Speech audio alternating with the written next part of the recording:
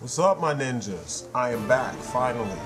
I know it took forever, but after this, you got music in fighting games and video games in general, part 2. We're going back to the SOTA Street Fighter Super review, and I'm starting off with Fei Long. This figure is awesome. I love Bruce Lee because he was one of the second things as far as action films. I was raised on action films. The second movie I saw growing up was Enter the Dragon. I started training in Jeet Kune Do when I was about 6, close to 7, and I've been doing, that ever since. My own, on my own path based on the principles of Jeet Kune Do. And Bruce Lee is a huge inspiration, and like martial artists all over the world, they share this. Fei Long is no exception. The difference with Fei Long is that the character kind of personifies a lot of the things as far as the look goes of Bruce Lee and some of the mannerisms. And I like that. It's a plus and a minus for the character, but it's cool for the toy in the sense that this could be a Bruce Lee figure. You look at his musculature, you look at his skin tone, forget the clothes. The clothes are the obvious thing, but you just look at him and everything screams Bruce Lee. They even did one step better than what the Capcom artist did, and they made his hair mimic Bruce Lee more. If you notice in the games, they kind of chopped off the sideburns a little bit so it doesn't look as 100% Bruce Lee-ish. It just looks like a similar haircut. Here they just straight up went for the haircut, and that's awesome. Also, the fact that the SOTA figures, they were engineered in an ingenious way where everyone has the same articulation except for the double jointed elbows. That it depends on the size of the figure. Bigger figures didn't get double jointed elbows, but the smaller ones did. But in general, their articulation is so similar, and it works so well with this sculpt that the musculature doesn't look all wonky when you twist him or when you turn him or when you use the ab crunch. Everything looks natural. And that's something I keep complaining about with Marvel Legends. Sometimes I complain about it with my DC Universe Classics because there are some, mostly the females, they need help. They need more sculpting. They need more, variety. But in this figure, the sculpting and the articulation work flawlessly with the figure. And that's awesome because that's what you want in your figure. You don't want the figure to look weird when it's in poses that it's supposed to be in. You know what I'm saying? If it's a Spider-Man figure, you don't want him to look weird when you try to get him to squat down and, hold on to the edge of something, or when he, I don't know, gets into his little thwippy spit, swinging poses and stuff. You want him to look natural when he does things that Spider-Man is supposed to do. And, the same goes for these Street Fighter figures. Street Fighter characters, fighting game characters in general, but mostly the 2D variety, have signature poses and signature moves. And, you want them to look right when they do it. I mean, look at that. Not only does he look right in that classic Bruce Lee pose, he can hold the nunchucks under his arm, unlike the fucking TMNT Classics Michelangelo, with all that ridiculous articulation. And then he has the extra head with the mouth open, so he looks quality. He looks right. He looks like he's straight screaming at you,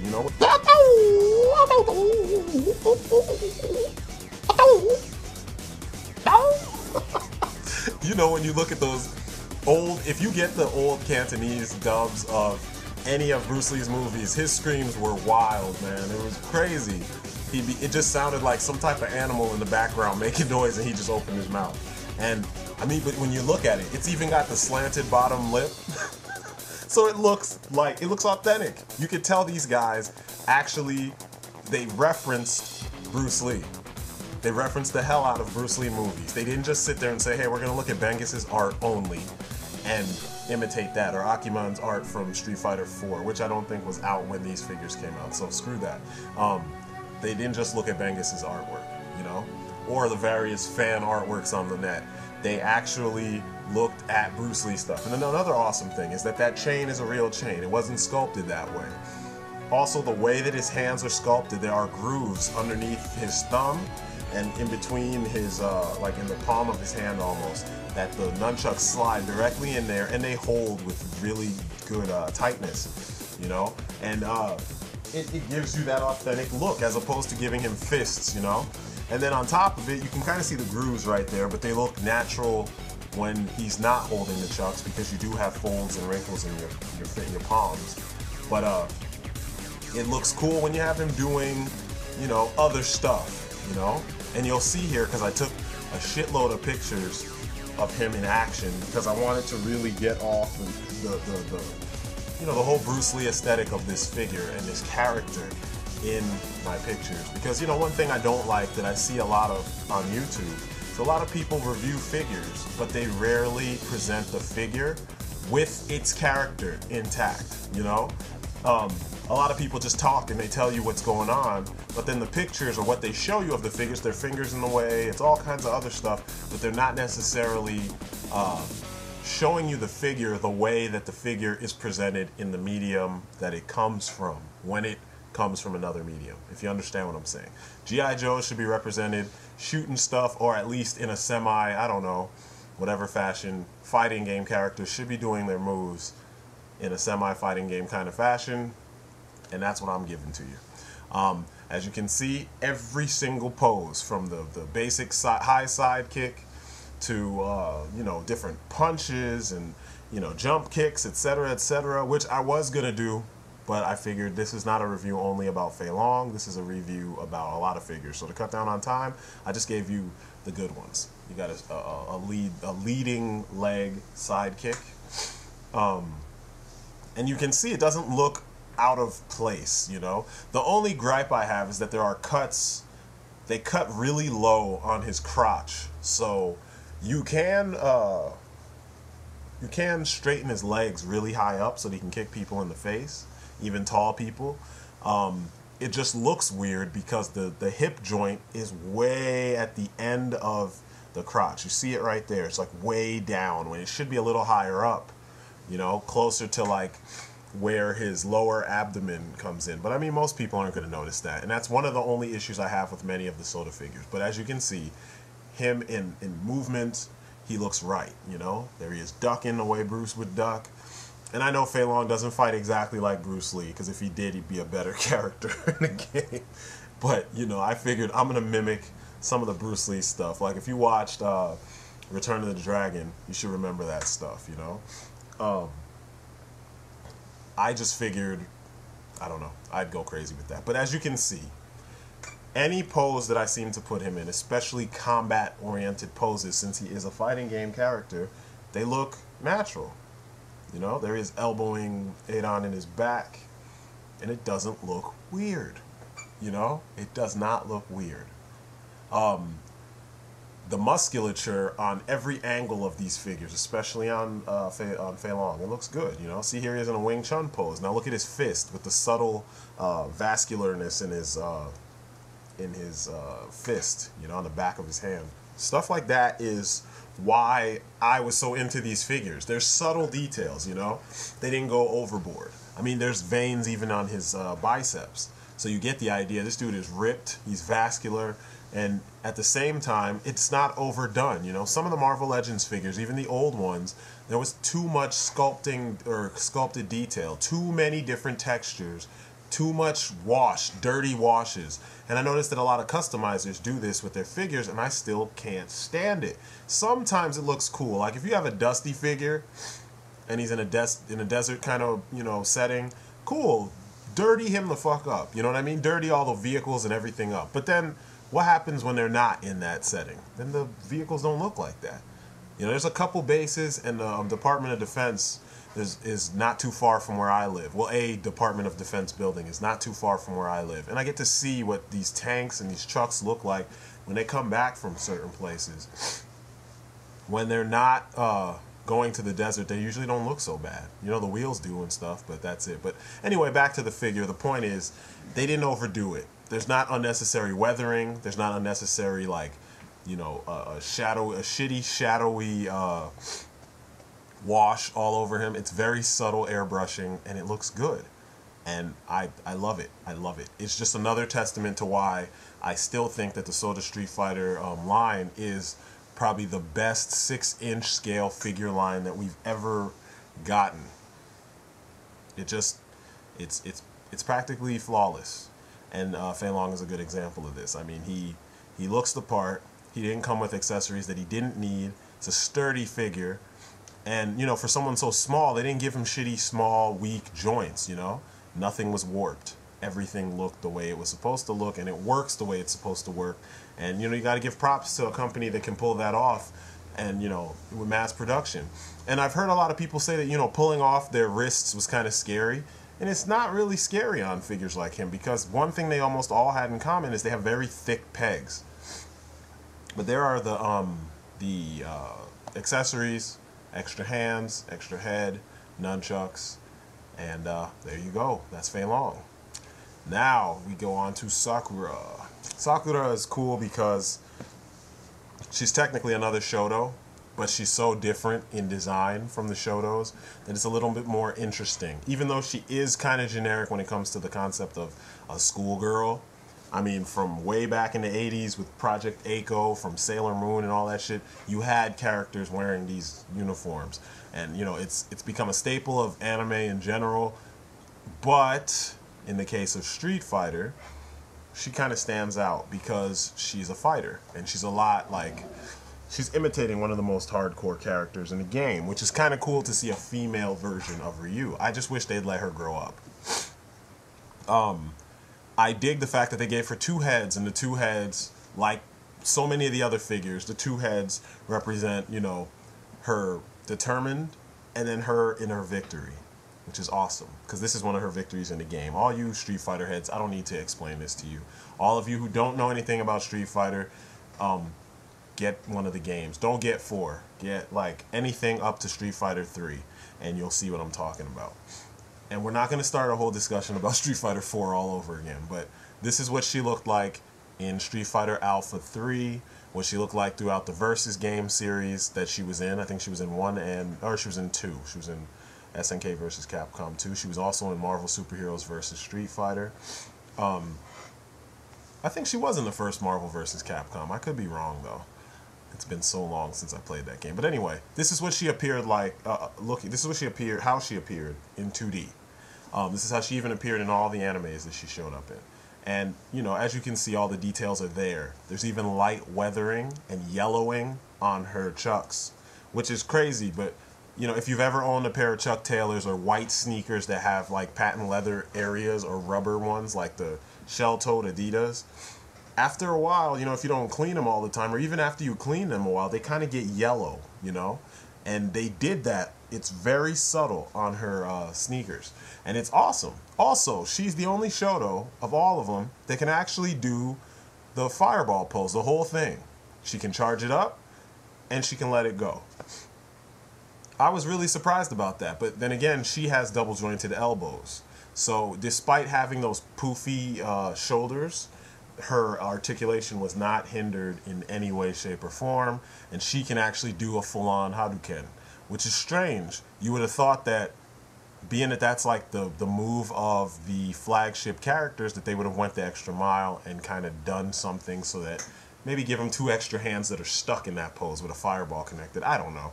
But it doesn't take away from the characters, because you can still make them throw a fireball. It's just, you know. But as you can see, they gave her a book bag also. This is what I was talking about when I said the accessories are so important to the characters, because they gave them stuff that these characters actually have. So now you can see her further emulating Ryu. Instead of holding her duffel bag, she's holding her book bag strap. But everything else is screaming a version of Ryu. Obviously, because she's in school, she can't just run around in a gi. She has to wear her uniform, but you see how it's tailored to fit the Ryu kind of image. Also, there's stuff that goes in the book bag. The book bag opens, and those books and her camera fit in there. All of which you see in the game. I think the books you saw when in Marvel Superheroes vs. Street Fighter, when her homegirl or her best friend throws them at the enemy, or drops her book bag and runs. There's 2 different things that I know happen in different situations, and some of those intros disappeared from most of the home releases of these games, which kind of sucks. We'll have to see what the home version of, if they ever do it, of Marvel Superheroes vs. Street Fighter has. But also, they gave her an extra shoe, because one of her victories, she threw a high kick, and her shoe fell off and hits her in the head. I was like, huh. Because at first I was like, what the fuck? Why did they do this? But then I thought about it and I was like, oh yeah, she did have that victory. And that's another cool thing. I mean, it would have been even better if they gave us a separate foot that was just a sock, so you could pull off her foot at the ankle and put the foot that's just a sock on there, but you still get the idea. You know what I mean? There's no reason for you not to get the idea if you've played Street Fighter. It's little touches like this. The foot is in scale. Everything about it looks the part. The only, I don't know. I don't have any gripes with it, actually. it's nothing to complain about. There she is in the Shoryuken pose. She's a good figure. And for a skinny figure, too, you would have expected her to be fragile, and she's not. So pick her up. Gen. Gen is a cool character because if you're a kung fu movie head or a martial arts movie head, then you know what stereotype or what type of character he's supposed to be emulating. So for all you who like Pai Mei and you like the White Lotus and you like Silver Fox and you like Wong Ki-ying and you like Wong Fei-hong and all those characters, here's a character that he could easily fit in one of those movies, but he's in modern times.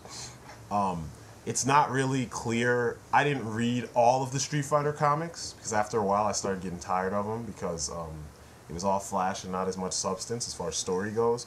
But it's not super clear whether or not he's a good guy or a bad guy because at one point in time he was an assassin. I have to say though, interrupting my thought, this pose, I was able to put him in this pose without anything, you know, helping support him. I thought I would need it, but I didn't. He's a very well-engineered figure, but he has the same articulation as everyone else. But as I was saying before, it's not clear whether or not he's good or bad because he used to be an assassin. He quit, and he started training people in Kung Fu. His students, among his students are Fei Long, Chun-Li, Yun and Yang, and Chun-Li's father. It's kind of cool that they put that connection in there so you understand where these characters came from. He comes from the Alpha series, just like Sakura. And it's kind of cool that, it's kind of funny, I'm talking about an ex-underworld assassin and then you hear sirens. I don't live in the ghetto, but I'm not too far from the ghetto. But anyway, it's cool that they went back and they took characters from Alpha because I think Street Fighter 2 and Street Fighter Alpha are so closely related because Alpha is supposed to, or Zero, is supposed to precede Street Fighter 2. And then 3 comes right after Street Fighter 2. So, and then somehow 4 fits in between 2 and 3. I don't understand, you know, but whatever. Anyway, Alpha was supposed to take place when the main characters were in their teens. Strangely enough, a lot of them don't really appear to be in their teens. Like Chun-Li is still working for Interpol, you know, already. Ken and Ryu look like they're in their teens or their early 20s or something like that. But Gen showed up back then, and I guess you're supposed to believe he died, you know. Then he shows up in Street Fighter 4, which takes place right before 2, and then, or in between 2 and 3 or some shit. But anyway, Gen's claim to fame was his 2 styles. You previously saw his crane kick. Here he is in his mantis stance. He could switch styles if you hit all 3 kicks or all 3 punches. He would switch on the fly from mantis to crane or crane to mantis, whatever. And he had separate moves for both styles and different supers for both styles, which was awesome because Street Fighter didn't have any characters like that beforehand. Tekken has tons of them. Even SNK had characters that could switch stances, you know, like Angel. She was able to switch stances, and some of the Taekwondo people, I think it was Mei Lee, she could do it, and there were some other people. But the point is that this was a cool idea for Capcom. Also, he was sick. You didn't know what disease he had. Maybe tuberculosis, something, but he's always coughing up blood, you know, kind of like Ukyo back in the day in Samurai Showdown. And it's cool that, you know, here's this badass old master who's dying, but he's still trying to look for his, you know, his next battle. I should have done some pictures of him and Akuma because there's a rivalry between him and Akuma. But he's a really cool character. I like the design. I like the fact that they sculpted him with no pupils because he's just that badass. I like the fact that now we have a figure that could fit in a world alongside Li Mubai. or alongside your Chun-Li and your Fei Long characters, if you had a traditional Chinese setup, you have a bunch of characters that kind of look traditionally Chinese. I mean, we know there's issues with Chun-Li's suit. That's not traditional Chinese. Parts of it are, though. But still, she could fit in that kind of a display, you know? She'd be your badass, kind of overly sexy, in a sense, you know, female Chinese character. But the hands, he came with hands so he could stroke his beard. He came with the mantis hands, and he came with fists. I was really impressed with the fact that they did that because, in a sense, oh, and he also came with a separate head that's smiling. I prefer the straight-faced head that you see right here. I like that they did this with so many of these, with all of the SOTA figures. It just makes the character seem that much more authentic, and it keeps them in character, essentially, you know? That's really it about Gen. I know I rambled a lot, but that's it. Gen is a good figure. Pick him up. As you can see, there he is with his, that you could use those as the crane beaks. You could also use them as for the mantis style. But you can kind of see he's showing you the finger position of the crane beak in the crane style. And it's nice to see that they paid attention to those details, you know? He doesn't look stupid by any means. I don't know. You can only praise the figure so much, you know? You can only praise them so much. If you see him, pick him up. He actually is not that expensive these days. I don't know how easy it'll be to find his Player 1 costume like I did, but I got these when they first came out, so I don't know. Good luck finding him if you do. I've seen him on Amazon for about 20 bucks. Sotum. Sotum is another cool character from the Alpha series. He's strange in the sense that he was a big character that was not super slow. He wasn't as big as T-Hawk, and he wasn't as small as, like, I don't know, Balrog or something. You know, he's a little bit bigger than Balrog, or about the same size as Balrog. He comes from Final Fight, kind of like Rolento, who they never made a figure of. This guy's design seems like it's a mix mash of things from all over the place. He's got football pads on. He's got the bottom portion of Jack Burton from Big Trouble in Little China, except they changed the color of his boots. His whole gimmick is that he is an American who's in Japan, who kind of likes Japanese culture. So I guess, you know, he's trying to get into the whole samurai thing, you know. But the dude's a truck driver, just like freaking Jack Burton. He even has a truck that looks, you know, kind of like the Pork Chop Express. And Big Trouble in Little China is one of my favorite movies. It's my favorite movie of all time. And I noticed this, you know, when I first saw this character. He fights with the Jute. I think I'm saying that right. I've heard it said so many different ways. I'm just going to go with that, Jute. And they're kind of used to break swords and disarm, you know. They're like size, but a little bit heavier. In the game, he's a grappler for the most part, but he has some cool strikes and some cool kicks, and his design is it's unique, you know. He wasn't one of my favorite characters, but just looking at the style and the design, I remember when I was collecting these guys, I was just like, man, I have to get him. When I saw that they made the figure, because, you know, seeing it in 2D is one thing, and then when you see it in 3 dimensions, it's like, holy shit, somebody actually tried, you know. And I was really, really impressed with that. The ropes on his Jute are actually, you know, real rope, like some type of, I guess it's just rope, we'll say, you know, like yarn. One issue I had with him is his that crest on his head falls off easily. It's a peg that fits directly in his forehead. You could super glue it in there, and I didn't do that because I know that if he falls off the shelf, it could break the crest. So it's better that the crest be removable still, just in case. Because believe me, after having these characters for a couple years, some of them slacken up really bad. Or if one person falls, they knock down other people, and, you know, you lose stuff and whatever. So I didn't want anything to break. I've only had one casualty with, or two things broke on my SOTA figures, but I'll get to them eventually. One was Remy. I already told you about that. But also he has this hat with the cape you know, cloakish type piece. And it's also made of a very cheap cloth, because I didn't really play with that thing. It was in a box for most of the time, and when I took it off, little by little, when I would take it out, it would fray. But these are all accessories from color down to the color that you saw in the game. And it's kind of cool, of course, that I'm, you know, once again, I'm going to keep on reiterating. It's awesome that they included this, you know, because even on a character like SOTA, he's not important at all in the grand scheme of things, but he's somebody's favorite character. He just comes with the one extra hand, the hat, and the jute, and that's it. I don't know, he's a decent figure. Very simple design.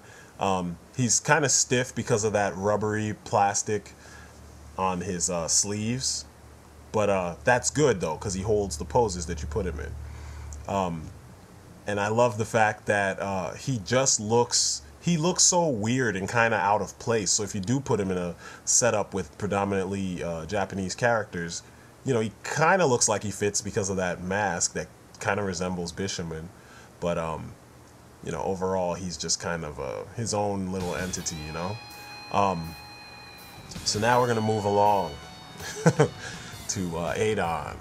Adon's cool in a sense because Adon is supposed to be one of Sagat's students, and he's full of himself because he's got a flashy style. And it's kind of funny how, like, in the years after Street Fighter, we ended up getting, you know, several years later, we ended up getting Tony Jaa, and he's like the flashy version of the kickboxers that we had been seeing previously, you know. I like the fact that Adon is extremely cocky, and sometimes to the point where it's annoying. And he's a strange looking character. I mean, believe it or not, that hairstyle that he has is something traditionally Thai.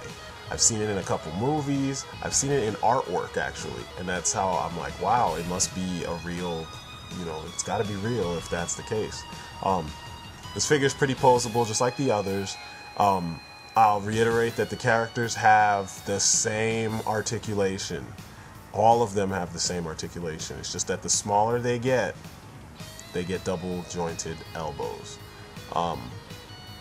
He is an in-between size, because like I told you, only the Shotos reuse body parts. He is in between Ken and Ryu and all of them, all the Shotos, and Guile as far as size goes. Or maybe we could say he's in between Fei Long and Ken and Ryu, because he's not quite, you know, he's not as close to Guile's size as, you know, as it sounds. Guile's pretty bulky. But just about every pose you've seen him pull off in the game, you can make him do. He is a well-sculpted design. He has a little bit more detail than some of the other characters because of the wrappings on his hands and feet and the ties around his wrists, his biceps. I cut off the plastic because one of the plastic pieces just fell off over time, so I was like, apparently the glue they used wasn't good for that, you know, because it was kind of that rubbery plastic like his hair. So I took it upon myself to replace those with actual cloth, which is something I plan on doing with a lot of figures that have, you know, plastic pieces that should be cloth. But, you know, this dude just oozes arrogance, and I love the fact that that all comes across. They also went one step further. Adon appeared in Fighting Street, which was the first Street Fighter game, or just Street Fighter if you want to call it that. And this is what he looked like in Fighting Street. His face, he had a different face, well, different hair, less of it, which is awesome that they actually found a way to, you know, throw back to the character's beginnings, you know. And this is what I'm saying when I say that this company, these sculptors, this team, they loved the characters, and they went out of their way to show that love when, you know, sculpting and creating these toys. You just don't see that often, you know. You see that with a lot of high-end figures, but you don't see that so much with 6-inch scale figures, you know. There's all this talk about freaking, you know, cutting corners because they don't have the money to do stuff, you know. Once you get that heap of plastic or ABS or whatever, you just sculpt. It's that simple. You just fucking sculpt. the better you can sculpt and engineer your figure based on what you got, the better the figure is going to come out. And if you love the characters that you're sculpting, then you can only do a good job on the sculpt of the character.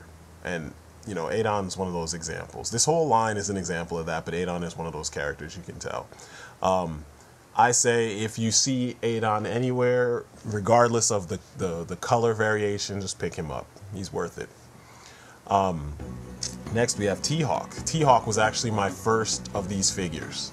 And he's a big dude. He's really posable, of course, because he's got the same posability as some of the other guys. Even though it looks a little bit different, he still has an ab crunch. It's just the jacket is kind of covering the sides of that ab crunch, but if you look underneath it, you can kind of see the line for it, and he can crunch all the way. His only accessory is his hawk. He's a big dude. Big dude.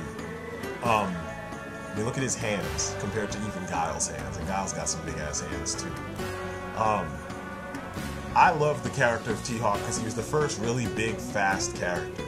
At least the first big one I can remember.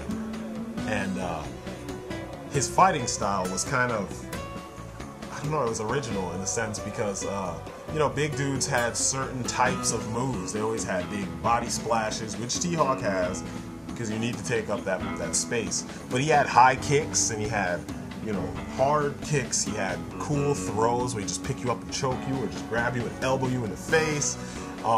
He just was a vicious character, a vicious fighter. And then his character, his personality was pretty noble, which I liked. And I also liked the fact that his fighting style was more like like a what do they call it, a high-risk wrestler, as opposed to a big brawler. You know, he had lots of chops because he would stand in a kind of a bird-like pose, you know, with his arms up like wings. Unlike most of the big characters of his day, he could fly, which was kind of cool. It's different. It's not the typical, you know, a typical use for a character, a typical power for a character of his size. Typically, they could propel themselves or something, but they couldn't fly. Now T-Hawk, being that I had him before, I had him for like about 6 months before I got the rest of him. And he was the first casualty I ever of my Street Fighter figures, because he's the first one I had. He fell off my shelf, and his crotch just shattered.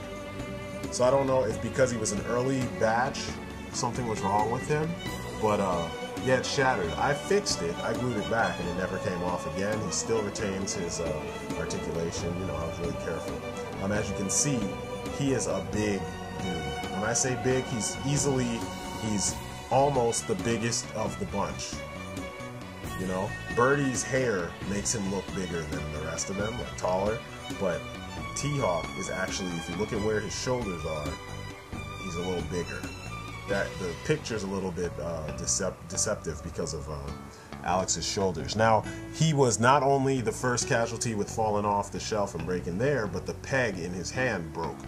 We had a hot summer a couple years ago, and when I was taking this off to switch out his hands, one of those hands popped, and I contemplated just gluing that hand back in, since he needs to have the chop hands and not fists, but I just opted to leave it the way it was.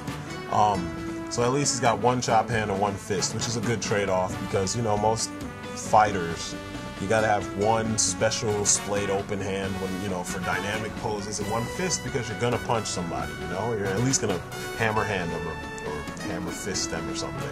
Here he is flying. And it's just cool that, like, you can make him look just like artwork from the game.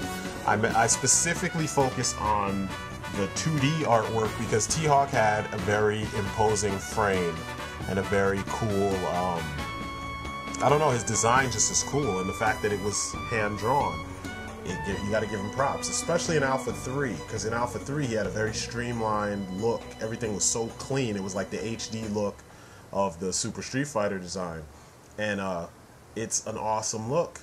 Super awesome look. It doesn't even feel racist, you know, and a lot of the Street Fighter designs, some of them are borderline racist. Balrog was one of my favorites. I don't even like the character in the game, but the toy I really dug. I dug Balrog in the Street Fighter animated movie, and I love how this figure kind of captures that feel. He also captures the feel of the the change in art style over the years from Super Street Fighter, well, from Street Fighter 2 to Street Fighter Alpha to Street Fighter 4. More so Street Fighter Alpha. They gave you a lot of options with this character. The only thing they left out that they probably should have given him was his belt.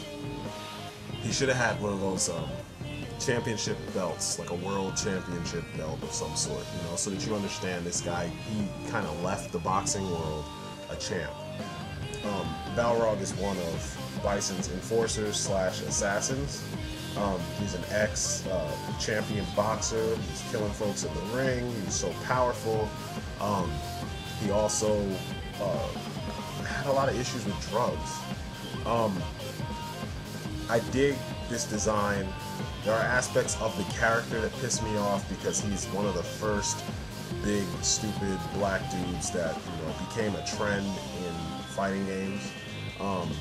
This is the second head, and I hate this head because it just looks retarded. You know, something about him just doesn't look right in his pose. I mean, or with his face. I mean, he kind of reminds me of the kind of brutish characters that you would sometimes see in a Norman Rockwell painting.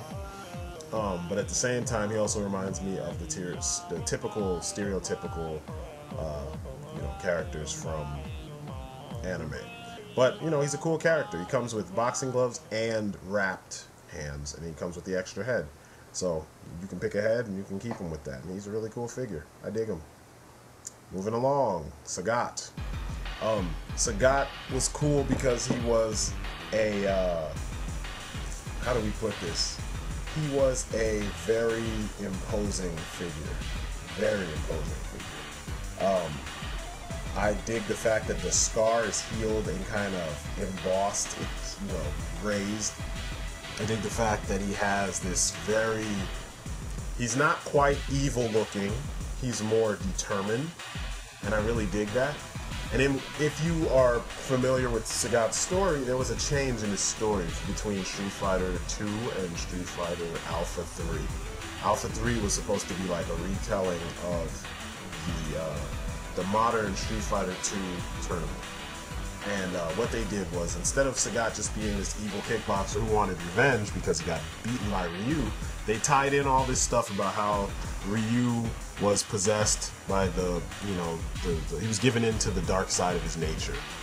And pretty much Sagat understood what that was, and he wanted to fight Ryu with no added help, no distractions, and he wanted him to overcome that dark nature so that they could have a real fight, which is cool. It makes the character a lot more noble, and it makes it understandable that this guy is the rival for such a cool character. Also, the whole Shadowlaw thing, it just helps you see why Bison would want him on his team. This character was cool to me because he was another really big character that was really agile. And it was really interesting to see that. A lot of his kicks, his aerial kicks, involved a lot of agility. You see him all twisted in different poses, throwing these nice kicks and nice knee moves and stuff, and it's just like, man, Sagat is the truth when it comes to kickboxing. He's so much more straightforward than Adon, that it's more interesting having him, fight someone. Nowadays, he's kind of cheap because they went backwards with his fighting style, but, as far as the figure goes, this is a big figure that has a lot of articulation. And, I mean, you already know they all have the same articulation, but he has a lot of range. I mean, look at the distance of that kick. And I love the second head, that goofy smile. This was the Sagat, I think, that came in the 2-pack with Ryu, the first edition of that one. And I could be wrong, but I think that's how I got him. Because by the time I got Ryu and Sagat were amongst the last figures that I picked up in this line. I really dig this figure. I really had fun with it. He's really sturdy. You already saw the comparison of him to other characters. Look at him compared to Ryu. It's exactly like the artwork from Street Fighter Alpha 2 or well, Street Fighter Alpha 1 had an image like this, and Super Street Fighter had another one. Vega. Now, Vega, he was a cool character. Well, he is a cool character. He's creepy as fuck, but he's a cool character. And this figure does him all the justice in the world. I only have a couple gripes with the figure, but as you can see, he's extremely flexible, which is awesome for a character that's supposed to be lanky and, you know, that flips around and does all that craziness, you know. I really like the fact that I was able to find the Player 1 version of the character. I also dig the fact that they didn't make his mask silver or anything. They made it white, just like in the game. The problem I had with the figure was that they made his claw out of flimsiest freaking material, so it didn't last. So I had to make a new one. As you can see, I used sailor's pins for you know, for the claws. I did this with Wolverine as well. So I'm in the process still of trying to make this thing look a little bit more official, because you can still see the actual pins, you know. But I think that helps add to the whole look of the figure. You got shiny claws on a guy who's supposed to have shiny claws. Go figure. His extension on most of his poses are really cool. I like the fact that you can put him in all the poses that you see him in, just like many of the other Street Fighter figures. I like the fact also that his paint apps were pretty smooth and clean. And being that he has a tattoo on his arm and on his chest, you know, I expected there to be slop, and there was no slop. He does come with some extra hands, and he also comes with an extra head. The extra head is unmasked, so, you know, for all you Vega fangirls and fanboys out there, you get to see Mr. I Think I'm So Sexy Vega without his mask on.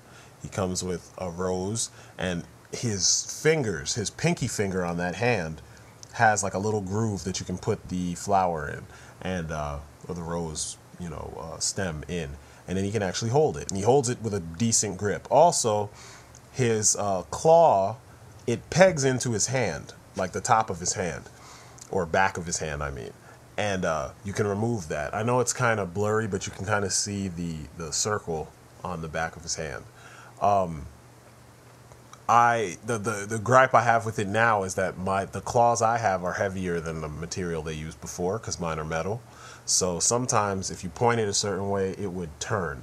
So I put, I have kneaded erasers that I use for art, and I cut off a piece of that and I put it in there so that it will, you know, keep things stuck in the direction I want them to be in. But here's a little bit of a close-up of the claws. I know it's kind of out of focus, but you get an idea for what the claws look like, and I think it looks good.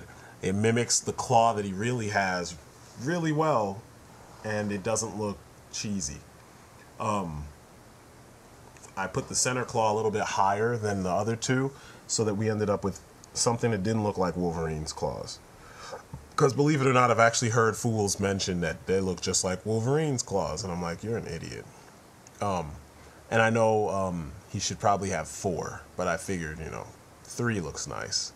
But this figure was a nice figure. The gold on his, you know, armband is really nicely done, and, you know, he's worth picking up. So, that is my super review. I left out the NECA figures, and I left out the Saurus figures, because they're only relevant in certain, you know, certain respects. I mean, like, we ended up with a Charlie figure, and we ended up with an Alex figure, but they're very unarticulated figures, so I figured I wouldn't even go into the details of, you know, pointing them out. If you do want to see them, I did put them in my Guile review, and in the first half, you get to see them a little bit in more detail. So, you know, check those out, and I mentioned all the different versions of Ryu that I have. But, you know, this is just an awesome line. The characters are pretty diverse, you know, even if we ignore all the misgivings with some of these characters and some of the racism that's in there and some of the, you know, weird design choices, you still ended up with very diverse characters with a nice color, with a variety of colors, and, you know, cool stories and gimmicks that could be recreated in figure form. And SOTA did a good job actually doing that instead of shying away from it like so many other companies have been doing, you know, even NECA. So just, you know, wanted to bring these back to light, show you the reasons why I think this is the greatest 6-inch figure line, and this little piece of Street Fighter history. And I am Strident. This is my story.